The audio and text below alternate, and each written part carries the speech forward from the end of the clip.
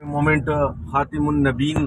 ختم نبوت کے حوالے سے جو آپ کے ملک پاکستان میں قادیانیت کو جس طریقے سے عام کیا جا رہا ہے، اصل میں اس کے خلاف انشاءاللہ پاک ڈیفنس موومنٹ پاکستان اپنا ورک جاری اور ساری رکھی ہوئی ہے اور انشاءاللہ اپنا ورک جاری رکھے گی۔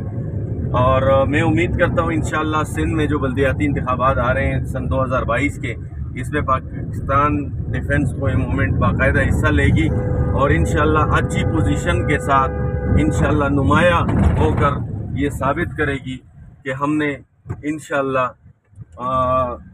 ایک سیاسی اور محب الوطنی کا مظاہرہ کرنا ہے۔ اور میں دعوت دیتا ہوں ہزارے کے عوام کو، مانسیرے کے عوام کو، کہ پاک ڈیفنس موومنٹ پاکستان آپ کی دنیا اور آخرت دونوں کی کامیابی، اس کے منشور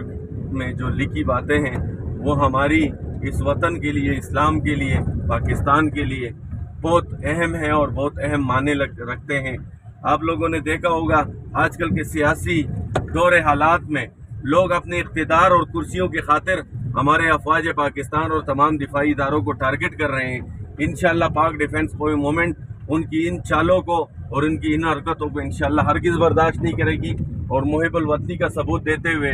پاکستان کے 22 کروڑ کو عوام کو اپنا پیغام اور امن کا دامن لیتے ہوئے انشاءاللہ ہر کوچے، ہر گلی، ہر گاؤں، ہر شہر میں انشاءاللہ اپنا ورک جاری رکھی ہوئی ہے اور جاری رکھے گی۔ اللہ پاک سے دعا ہے کہ اللہ رب العزت محب الوطنی سے سرشار جتنے بھی عوام ہیں وہ ایک پلیٹ فارم پہ جمع ہو کر اس وطن کی خاطر اور اس وطن کے معاوضوں کے خاطر انشاءاللہ ایک پیار اور سکون اور امن کے لیے اپنا ووٹ اور اپنی زندگی بسر کریں۔